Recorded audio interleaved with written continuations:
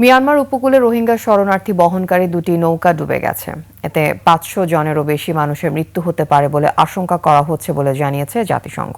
যদিও এখনো ঘটনাগুলো আনুষ্ঠানিকভাবে নিশ্চিত করা হয়নি, তবে জাতিসংঘ বলছে এই নৌকাডুবির সংঘাত ও নির্যাতনের মুখে পালিয়ে যাওয়া রোহিঙ্গাদের ভয়াবহ মানবিক সংকটেরই আরেকটি উদাহরণ। বৃহস্পতিবার এক যৌথ বিবৃতিতে জাতিসংঘের শরণার্থী বিষয়ক সংস্থা UNHCR ও আন্তর্জাতিক অভিবাসন সংস্থা IOM জানায় ৫০০ জনের বেশি আরোহী নিয়ে দুটি নৌকা মিয়ানমারের উপকূলে ডুবে যাওয়ার খবরে তারা গভীর উদ্বেগ প্রকাশ করছে। প্রাথমিক তথ্য অনুযায়ী দুটি নৌকায় জুনের শেষ দিকে মিয়ানমারের পশ্চিমাঞ্চলের রাখাইন রাজ্য থেকে যাত্রা শুরু করেছিল। আরোহীদের বেশিরভাগই ছিলেন রোহিঙ্গা শরণার্থী। তাদের মধ্যে কেউ কেউ বাংলাদেশের কক্সবাজারের রোহিঙ্গা শরণার্থী শিবির থেকে গিয়ে এই ঝুঁকিপূর্ণ সমুদ্র যাত্রায় অংশ নিয়েছিলেন।